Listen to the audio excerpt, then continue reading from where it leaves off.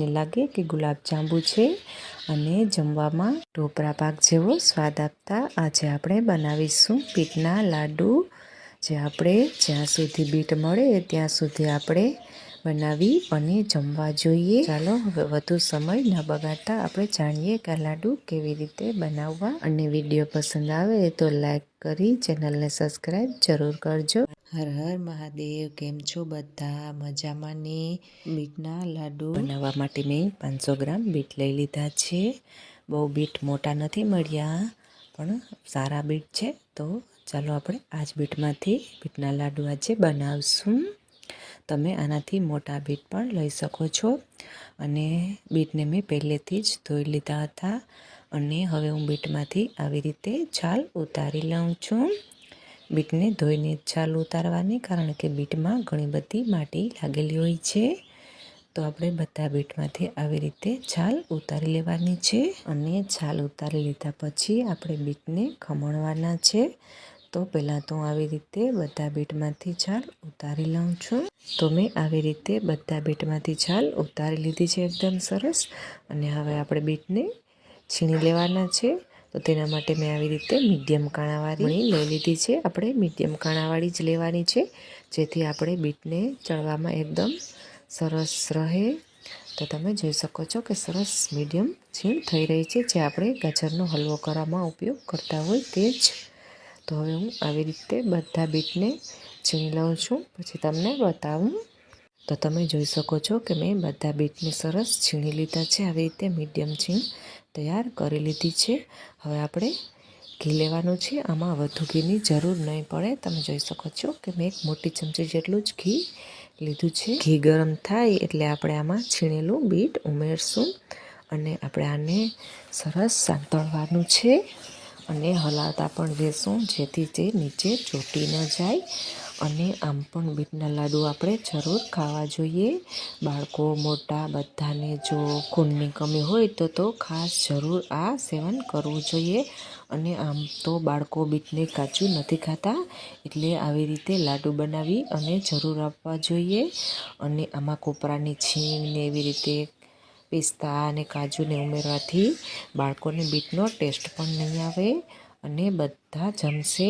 અને ખાસ કરીને બાળકોને તો જરૂર એક લાડુ આપવો જોઈએ દરરોજ, જેથી તેમાં ખૂનની કમી જોવા ન મળે।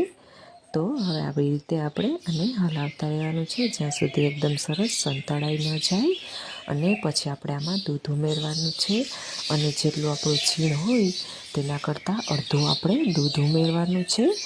આ છીણને તમે કોઈ પણ કપ કે વાટકી કે ભરી અને પહેલાં માપ સેટ કરી લેવાનું, જેથી આપણે દૂધ ઉમેરવામાં એકદમ સરળ રહે। અને દૂધ તમે કોઈ પણ કાચું મલાઈવાળું કે ગરમ કરેલું આમાં ઉમેરી શકો છો।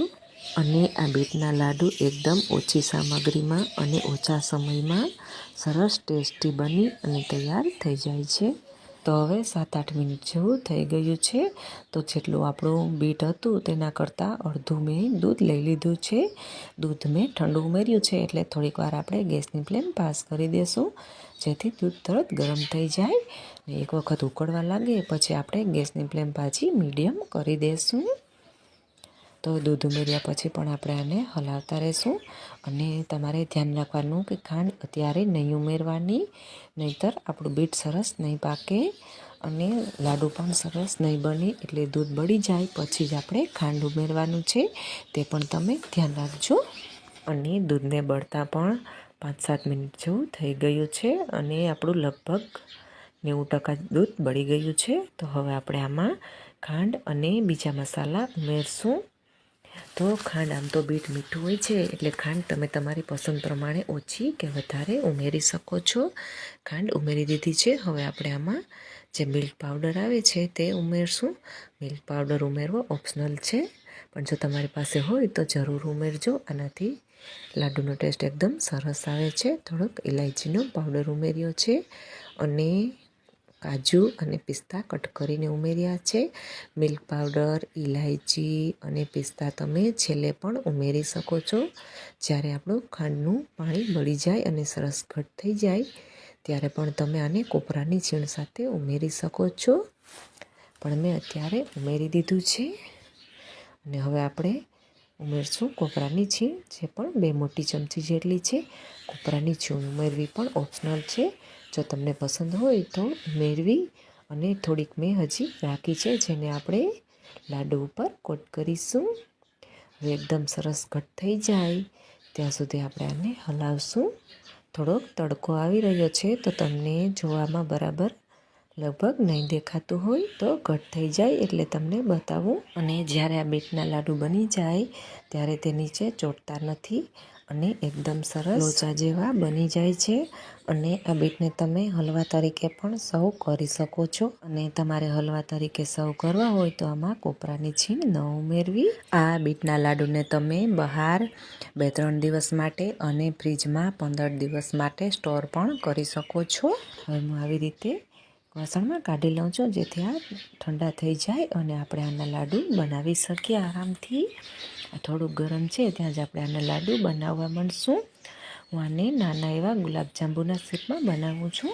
તમે તમારી પસંદ પ્રમાણે નાના કે મોટા બનાવી શકો છો. તમે જોઈ શકો છો કે ઘી થોડુંક હતું છતાં પણ સરસ છૂટું પડવા લાગ્યું છે. તો લાડુને મેં આવી રીતે કોપરાની છીણમાં સરસ કોટ કરી લીધા છે. તો તૈયાર છે આપણા બીટના લાડુ. તમે પણ એકવાર આવી રીતે જરૂર ટ્રાય કરજો. અને જો તમને મારો આ વિડીયો પસંદ આવ્યો હોય તો પ્લીઝ મારી ચેનલને લાઈક કરજો, સબસ્ક્રાઈબ કરજો અને બાજુમાં રહેલું બેલ આઇકોન દબાવજો, જેથી આવી જ નવી રેસીપીની નોટિફિકેશન તરત જ મળતી રહે. તો ફરી મળીએ એક આવી જ નવી રેસીપી સાથે. ત્યાં સુધી આવજો. ચેનલ નવી છે તો પ્લીઝ સપોર્ટ જરૂર કરજો.